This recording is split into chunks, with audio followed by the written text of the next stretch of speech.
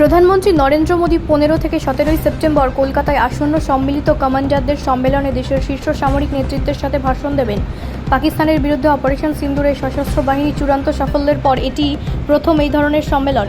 সম্মেলনের সময় প্রধানমন্ত্রীকে উচ্চতর প্রতিরক্ষা সংস্কারের অগ্রগতি সম্পর্কে অবহিত করা হবে, বিশেষ করে ভবিষ্যতের সংঘাতে সশস্ত্র বাহিনীর সমন্বয় এবং কর্মক্ষম দক্ষতা বৃদ্ধির লক্ষ্যে 3টি সমন্বিত থিয়েটার কমান্ড তৈরি করা। এই থিয়েটার কমান্ডগুলির ভিত্তি স্থাপন করেছে chief of defence staff general Anil চৌহানের নেতৃত্বে ইন্টিগ্রেটেড ডিফেন্স স্টাফ। কর্মকর্তারা জানিয়েছেন যে আইডিএস অপারেশন সিন্দুর থেকে প্রাপ্ত শিক্ষাগুলিকে বিকশিত কমান্ড কাঠামোতে অন্তর্ভুক্ত করার জন্য নিবিড়ভাবে পরীক্ষা করেছে। থিয়েটার কমান্ডগুলি কার্যকর হয়ে গেলে নির্দিষ্ট ভৌগোলিক থিয়েটারের জন্য সেনাবাহিনী, নৌবাহিনী এবং বিমান বাহিনীকে একীভূত কমান্ড কাঠামোর অধীনে এনে ভারতের যুদ্ধক্ষেত্রের স্থাপত্যকে মৌলিকভাবে পরিবর্তন করবে বলে আশা করা হচ্ছে। সূত্রের খবর, সম্মেলনের দ্বিতীয় দিনে শ্রী মোদী ভাষণ দেবেন। তৃতীয় দিনে প্রতিরক্ষামন্ত্রী রাজনাথ সিং বক্তব্য রাখবেন। এই সম্মেলন প্রতি 1 বছর অন্তর অনুষ্ঠিত হয়। 2023 সালে এটি ভোপালে অনুষ্ঠিত হয়েছিল। এই বছর এটি এপ্রিলে নির্ধারিত ছিল, কিন্তু অপারেশন সিন্দুরের কারণে স্থগিত করা হয়েছিল।